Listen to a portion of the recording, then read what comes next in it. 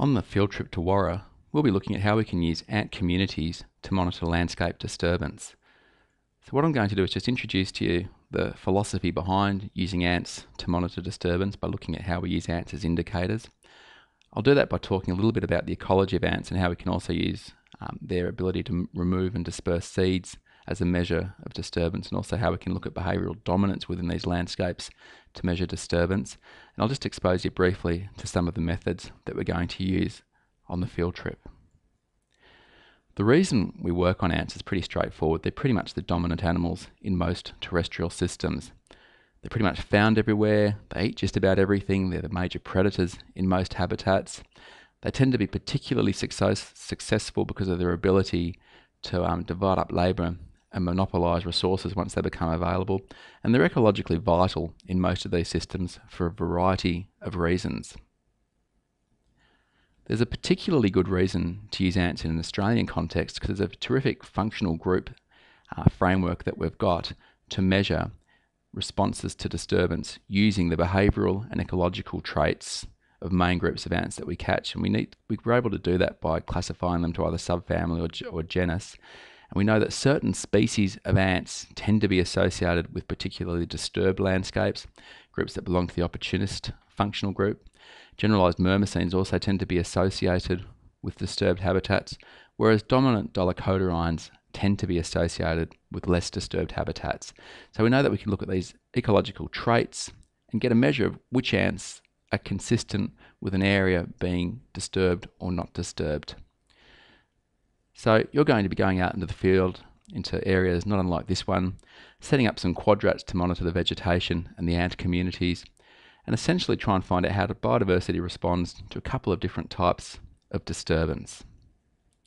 You'll be out there setting up these 15 by 15 metre quadrats within which you'll be surveying the vegetation and obviously the ant communities. Now the ant communities are going to be surveyed using pitfall traps. These are traps that are sunk into the ground and that catch active ground-dwelling invertebrates. We'll be putting a trap at each corner of your quadrat and one in the centre of it in what we call a quincunx formation. This notion, if you think of the 5 on the side of a dice, where you've got one in the middle and one at each corner.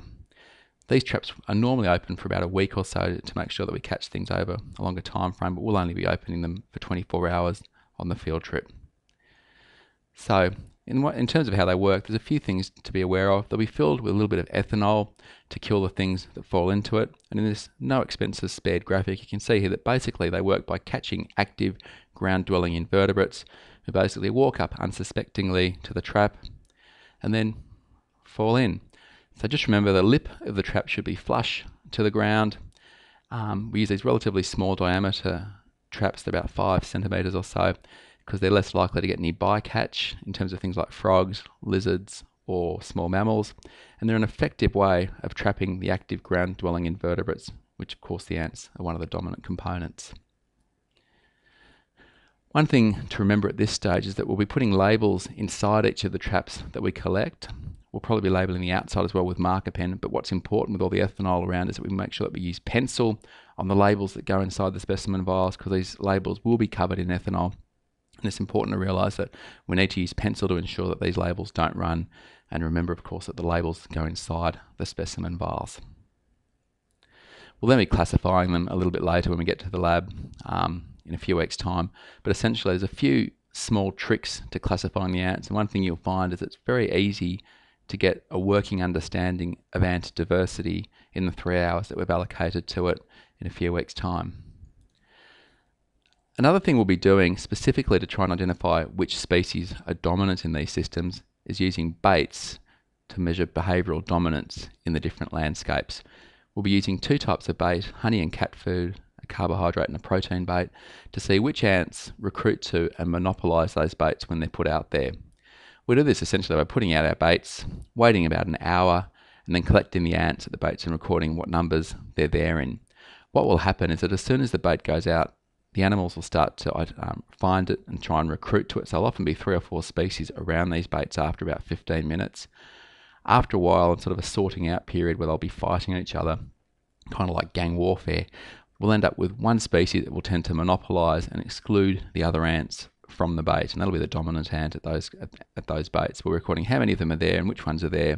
Again, collecting the species we find, putting them into the vials with the ethanol, with the label, and returning them to be classified back in the lab a little bit later in the semester. So the important thing here is wait about 1 to 2 hours after the baits go out to work out which species are monopolising these particular baits. We'll also be measuring rates of seed removal by ants.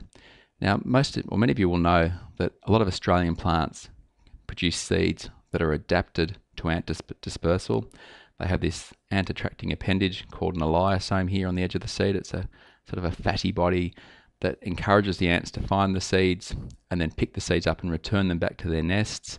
That'll put the seeds in enemy-free space where there's far fewer seed predators around to try and eat it, as well as hopefully putting the seed away from the ravages of very, very hot fire. So by burying these seeds a few centimetres under the ground, they afford the seeds a degree of protection.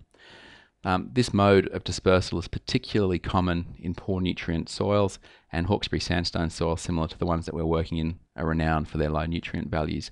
So what we'll be doing is putting out groups of seeds in seed trays, which will be available to the ants to try and work out how many seeds are removed and see whether the ants are doing what we expect them to do, whether they're removing seeds in the relatively disturbed and undisturbed landscapes at similar rates. We do that by putting out seed trays. We'll be putting out 4 seed trays, probably with only 10 seeds or 20 seeds in each for the 24 hours, and just monitoring how many seeds are removed after 24 hours. So the trays go out, you can see they've got a lid on them, and they've got some holes on the side for the ants to come through. That's to try and discourage birds and small mammals from taking them during the night. And we'll be looking at how many seeds are removed. It's a measure of whether the ants are basically doing the ecological functions that we expect them to do. More often than not, we'd expect every seed to be removed, or most of the seeds to be removed after 24 hours. So the next steps will be things that we'll do in the lab. We'll actually try and classify our ants to subfamily and genus. But essentially, what we'll be doing, we'll be surveying the ant communities, looking at behavioural dominance using baits, and putting out seed trays to try and identify what the rates of seed removal are in these systems.